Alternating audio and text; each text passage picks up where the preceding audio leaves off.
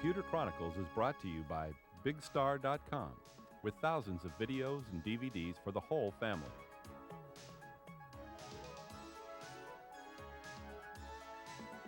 Additional support by TechWeb for up-to-the-minute technology news. And by TVA, Television Associates, bridging the worlds of computers and video with DVD authoring and MPEG encoding services. Hi, and welcome to this special edition of the Computer Chronicles. We're here in Palm Springs, California this week to bring you coverage of Upside's Showcase Conference, a look at new products and services for the Internet. While it's probably true that it's too late for anybody to become a Yahoo now, it was also pretty clear at this conference that there are many interesting and exciting new ways to use the Internet. Expert City is an online community full of experts. Who wouldn't like to have instant access to a computer expert? Well, a new website called Expert City is doing just that. On this site, you can hook up with a live person who will solve your computer problem in real time. It's sort of a tech support mart where you can shop for experts, review their ratings and their charges, and then go to work on solving your problem. What's really cool about Expert City is their technology that allows the expert to actually take remote control of your computer. So they don't only tell you how to do something, they can actually do it for you. The site offers whiteboard capabilities and a live chat window so you can talk and work at the same time. Image ID has come up with a very clever approach to marketing photos. When you enter a theme park, you get these color wheels for you and your family, which uniquely identify you. Then as you move about the park, you get photographed by park employees on the various rides and activities. You then can go to a photo kiosk at the park or to their website after you get home and see all the photos that were taken of the people in your group. You can order the pictures online or email them to friends and relatives. The secret is their smart picture technology, which can essentially barcode you with your Image ID sticker. The folks at SuperSig have a good idea. There is actually still some real estate on the net that isn't being used for commercial purposes, all that white space in your email. So they have software that lets you create mini web pages in the form of banners in an email. The SuperSigs act just like web pages and can hold dynamically created content and links. And through any web browser like Internet Explorer or Netscape Navigator. Aladdin from Sage Systems lets you use the web to control appliances in your house. From any web browser, you can turn the lights on or off, read utility meters, or eventually program your VCR. With always-on internet connections becoming more common, a company called Zone Labs is offering Zone Alarm, a way to protect your privacy. Since being on a broadband connection means your PC is now essentially a terminal on a big network, Zone Alarm lets you build a virtual firewall to keep hackers from getting information off your computer. VU.com is a very clever new site that lets you protect intellectual property on your website so that people cannot steal your words, your graphics, or your pictures. Using the VU software, you can lock out certain elements of a web page so that others can't save it, print it, or email it.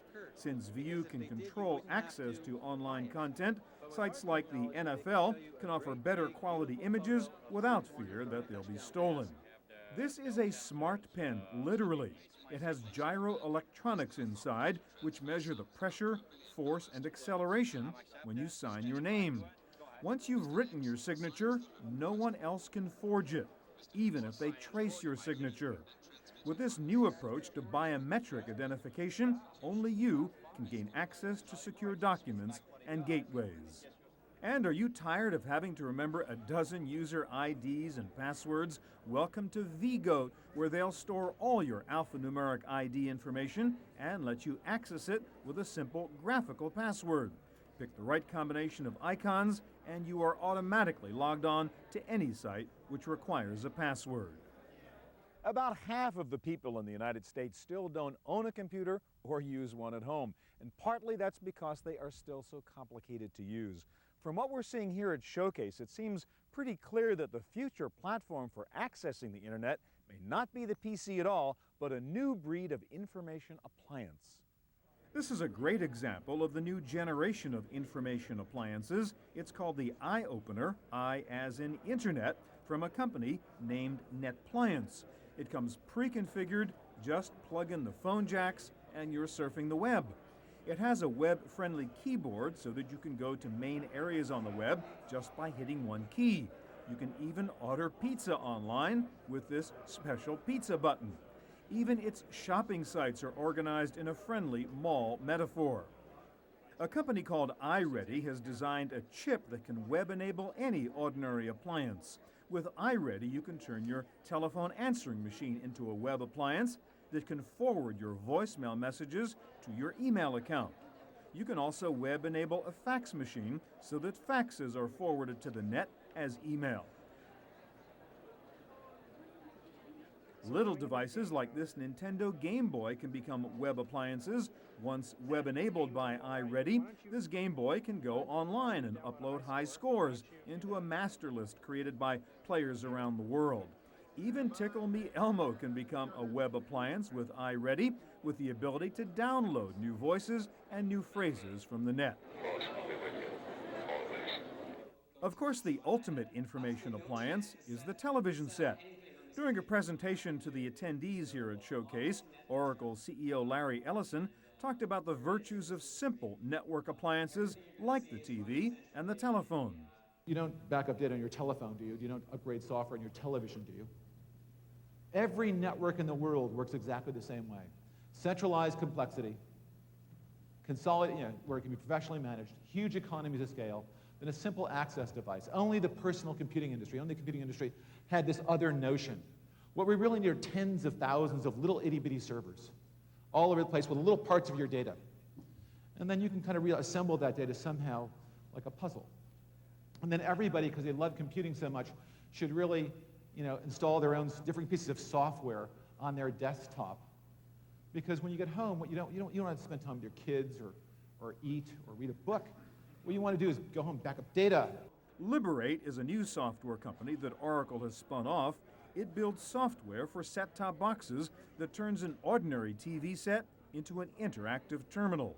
It supplies an HTML, JavaScript, and eventually Java engine on the device that can be used for all sorts of things. It can be used to interpret and deliver data delivered in the broadcast signal, like in the vertical blanking interval of an analog signal, to deliver, for instance, Play Along with Jeopardy or Wheel of Fortune, or the Weather Channel broadcasts 24 hours a day, content that works with this interactive platform. So instead of waiting 20 minutes for your local forecast, you can interactively put in your zip code and it gives you your forecast today. Or streaming stock tickers. Instead of looking at all of the stocks in the world and waiting for yours, which only trades when it trades 10,000 shares, you could instead customize a streaming ticker on your TV below CNBC or CNN-FN that would show only your stocks and their current trades. Liberate's focus is on enhancing television viewing, not turning your TV into a PC substitute. We strongly believe that this isn't about replacing PCs. In fact, we think many homes will have both PCs and interactivity and internet connectivity on a variety of devices in the home.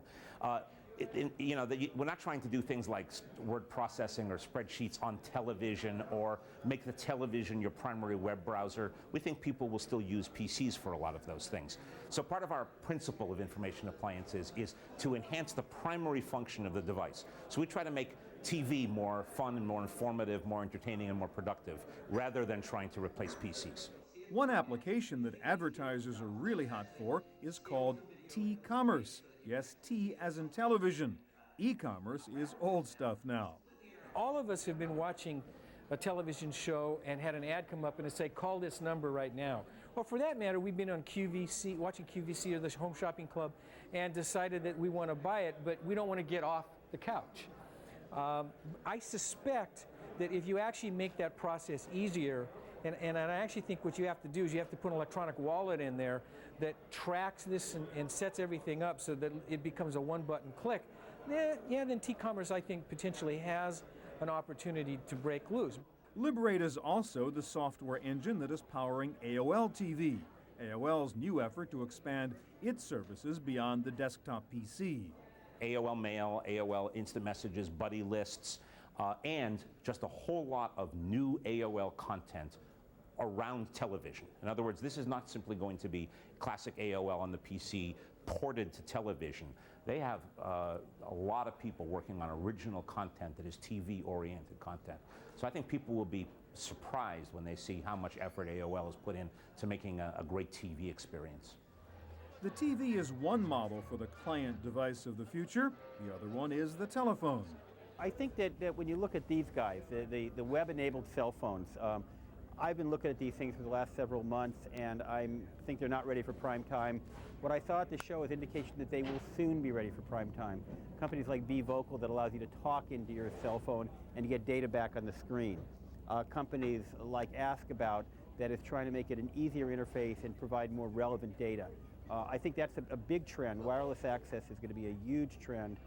Once you can access the web from anywhere on a PDA, a phone, or a TV set, what you can do on the web also changes. I've really been struck at this show in particular about how the services are now coming to the internet. In the past it's been information finding and that sort of stuff. But now they're getting down to things, everything we've seen this morning, from posting sonograms onto the web so you can see the kid before he's born, all the way to wheeling a casket in and showing how you can bury someone on the web now. How to get your used car inspected, how to sell it, how to hit a button and order a pizza. These are services that are coming to the consumer in a way that I haven't seen before. The problem with the phone, the PC, the PDA, and the TV is that they may all contain separate bits of information about your life. So the new technology challenge is to integrate all of them. In the business user who must travel or is in a position where they have to manage data. I mean, even individuals where they have some information at the office on a desktop, another one at home, and another one on a laptop, already have understood that real need. And when you start going eventually to where you have multiple appliances, information appliances within the house, as well as access to all kind of outside information, you know, that problem of keeping everything current, keeping everything on the same page is going to become very big. And I actually think that the whole concept of synchronizing disparate devices so that they all reflect the same information thread is going to be very, very important going forward. One big player in all of this is AT&T, now a phone company and a TV cable company.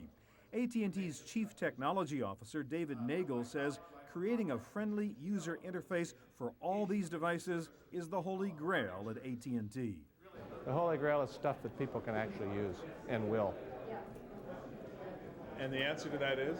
Well, I mean, that's the general problem. Everything that we do is, it's very easy to over-engineer things, and engineers engineer, and often we engineer systems that are so complicated or are not useful, or both. And really, frankly, as you invent this stuff, or as you see people that work for you invent this stuff, in the back of my mind always is, will someone really find it useful, and will they be able to use it? If the TV and the telephone are changing, so certainly is the stereo. Jerry Kirby is the CEO of Liquid Audio. They've created a new standard for digital music that is about to replace MP3. Well, MP3 is a data compression format that's become sort of the poster child for the concept of lack of intellectual property protection. In fact, MP3 is a 5-year-old data compression scheme, and it sounds pretty darn awful by today's standards. So it was a sort of, the genie got out of the bottle when a German research institute put the encoder source code up on the net, and that's how this whole thing happened. But in terms of sound quality, it's not particularly very good at all. The new MP4 format, along with the new SDMI standard, the Secure Digital Music Initiative, will create an internet music business which consumers and musicians will be happy with. Everybody from individual artists to artists like Tori Amos have sold with Liquid Audio's format. What it gives you is, as an artist, is the ability to log on, change your pricing, decide what retailers you're going to put your music on, basically all the distribution control you need to be in business of selling music. The artists love Liquid Audio. You know, I give away this T-shirt that says, "They're playing your song, don't you want to get paid?" And they do want to get paid. I mean, you know, the notion of MP3 and music should be free is not realistic to an artist who's struggling like crazy to, you know, to pull in an extra $500-600 a month. I mean, Liquid Audio is at least a car payment for these guys if they're selling anything at all. The new SDMI standard is being used by Sony, which is about to introduce this new digital music player. It features great sound, plus the ability to trade music files through a memory stick. However, you cannot recopy the music from the stick to another computer. The advent of a secure digital music format is going to change the music business even more than MP3 did. I think the CD model is going to change. I don't think the CD format is dead at all, because look at all the installed base. I think that you'll be able to walk into a store in a couple of years and manufacture your CD right there on site. So the inventory issues are going to get a lot easier for the record labels. But I think in general, the album format may be starting to die. In other words, it used to be that an artist had to complete 10 songs before they could get any revenue. Now, with liquid audio, you finish a song, you put it on the net, you're making money. All of this new technology, from personalized websites to personalized CDs, means more control for the consumer, even over television. People are going to have a lot more control over their viewing. I think what that's going to do is that's going to change programming, and it's going to change advertising. The ability to skip over advertising means ads have to be more interesting. They have to be more compelling. And I think that's going to drive T-commerce and advertising there. Programs have to be more compelling to attract the viewer who just doesn't sit down and say, I'm going to watch what comes on linearly, but I'm going to instead watch what I programmed to watch. And so I think that first it'll be more personalized. Secondly, it will be more enhanced, meaning you can, at your desire, if you're watching a football game, get more statistics right on the TV tailored to what you want. Play along with game shows if you're a big game show fan.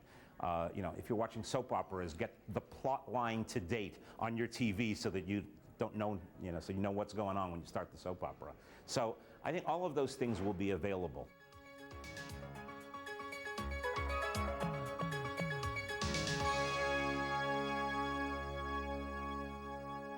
Just about everyone agrees that today's traditional internet search engines don't do a very good job. What we're really seeing here at Showcase is a new generation of information retrieval tools that do a much better job of finding exactly what you're looking for on the net.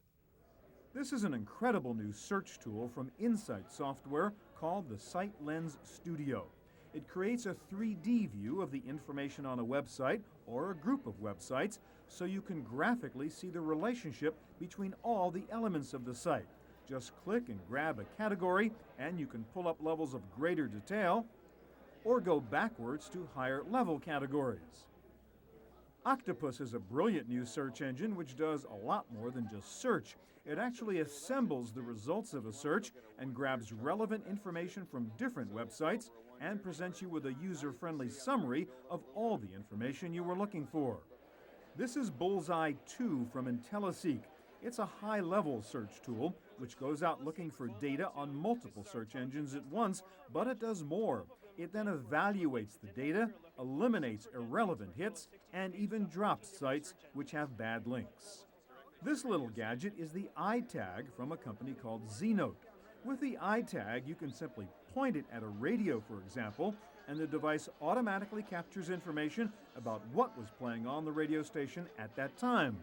You can then go to their website and pull down details on the name of the song and the artist, even click right on Amazon to go buy the CD. SearchButton.com is a great new online service that lets you add an internal search engine to your website for free. Once you search enable your site, visitors can look for relevant information without ever leaving your site, even though the actual search is taking place on SearchButton.com's server. Many of these new web customization tools are available now at little or no cost to small businesses, making it easier for them to compete. I think there are a lot of neat tools for letting small businesses really get services on the web, put their websites up, design things that really make them look like big businesses, and I think that's very important.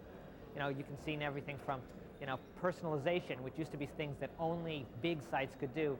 Now you have companies like Travle out there, which are offering an ASP-based personalization service so that you can go out and you can basically rent the service and do networked personalization. Spot On takes a whole different approach to giving your site a unique look. Spot On enables web servers to navigate through different web pages or websites using the metaphor of a media player. Spot On lets you actually play through websites as if they were songs, go forward, backward, rewind, etc. Annotate.com is another innovative approach to gathering information on the web. Annotate calls their tool a find engine because it proactively goes out and brings you links which you may not have found through your own search, but which may be relevant to what you're looking for. Data Beacon from Internetivity grabs HTML information from a website and transforms that complex data into easy-to-understand visual representations. And we're seeing a whole One of the major moving forces behind this shift from PCs to information appliances is Oracle's Larry Ellison. 4 years ago, he took on Microsoft and Bill Gates and challenged the whole desktop PC model. Bill Gates' vision of little Windows NT servers and little databases in every doctor's office and every retail store is fundamentally as flawed as every house having a power generator and a well and a rifle. Ellison says the internet has proven that his utility model is right. He says today's e-commerce sites have shown that today's corporate computing model is outdated. Let's say Amazon.com had decided to sell books not using the internet style of computing, which is a big server in Seattle running an Oracle database, by the way, free advertisement here, and an application right next, also on a big server. So when they put that application up on the internet, instantaneously everyone on the internet had access to the application. That's not how most corporate networks work. And a corporation, and still a lot of applications, the way you get access to applications is not to log on to the internet, but to install a floppy disk or a CD-ROM in your PC. Ellison says sites like Amazon could only exist in a world of network-based applications as opposed to the older client-server model. Imagine Amazon had gone that route.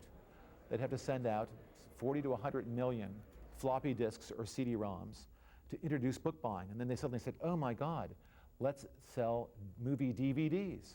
Another 100 million have to go out. Oh my God, there's a bug in the program. Another 100 million go out. It's an absurd notion, just absolutely absurd, putting programs on computers for Amazon.com. But if it's absurd for Amazon.com, it's absurd for corporations or just about everything else. There was considerable discomfort among the attendees here at the Showcase conference about going back to what some see as the mainframe model. Ellison says they're wrong. There were some good things about mainframe computing. The good thing about mainframe computing was that the simple terminal that you had to access information and to access application programs didn't require data backup, it didn't require software upgrades. That was goodness. There tended to be a small number of very large databases. You get access to your information all over the world for the handful of people who had these computers because they were very expensive. Unfortunately, the user interface wasn't very elegant. And the mainframes were incredibly complicated to program. So there are good things about mainframes and bad things about mainframes. Ellison says the internet has proven the value of the network computing model and the value of web-based applications. The interesting thing about the internet is it takes the best of mainframe computing, getting complexity off the desktop and onto the network where it can be professionally managed. But it does it on inexpensive hardware. It preserves an elegant multimedia user interface. And internet applications are even easier to program than PC applications. So it's, again, the very best of mainframe computing, centralized complexity, with the very, very best of personal computing, low-cost hardware, beautiful user interface, and very easy to program.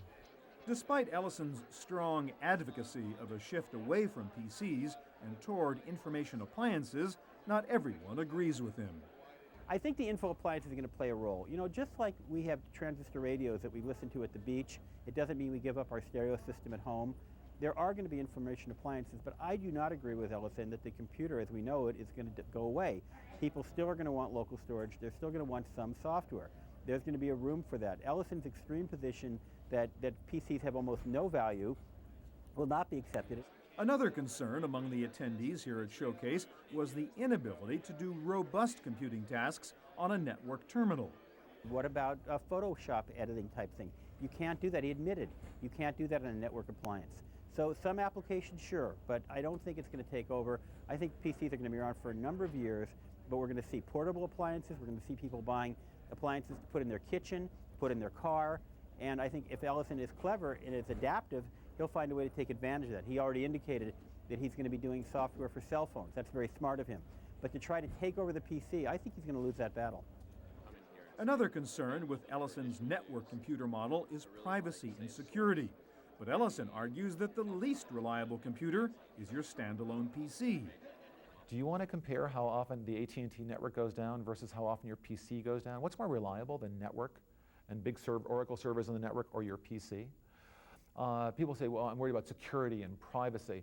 Well, the Oracle database is used by the Central Intelligence and the Defense Intelligence Agency, and even MI5 and MI6, the British Intelligence Agency, even the Russians use the Oracle database to ensure data is kept private. Your data is more private, more secure, more reliably available when it's on a network than when it's on your desktop hard drive. But despite the logic behind Ellison's argument, one technology trend is moving in the opposite direction. All the interest in better user interfaces and speech recognition in particular may mean more rather than less interest in full-blown, high-power PCs. You know, there's a lot of people that said we're in the post-PC era, but the bottom line is to really get voice to the kind of recognition we want, you actually need a more powerful PC. You need the megahertz processing in the 700 to 1 gigahertz range in order to get us to the point where we really get more quality and much more of the true speech recognition and speech navigation.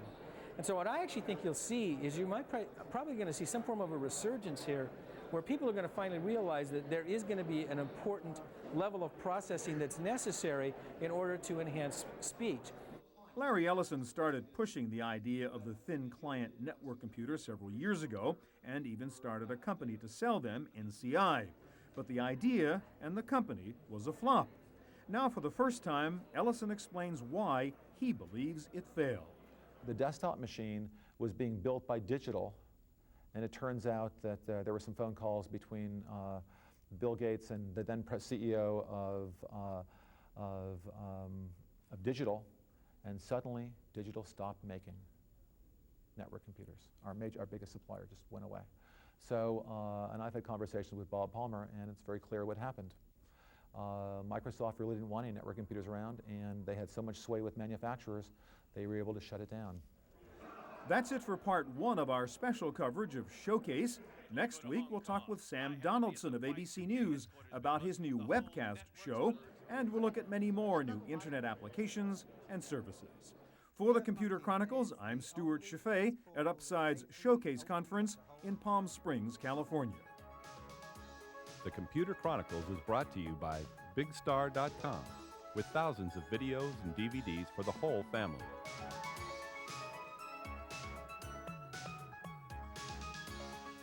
Additional support by TechWeb for up-to-the-minute technology news. And by TVA, Television Associates, bridging the worlds of computers and video with DVD authoring and MPEG encoding services. To purchase a videotape copy of today's program, call toll-free 1-888-310-7850. Please specify the show number and the topic.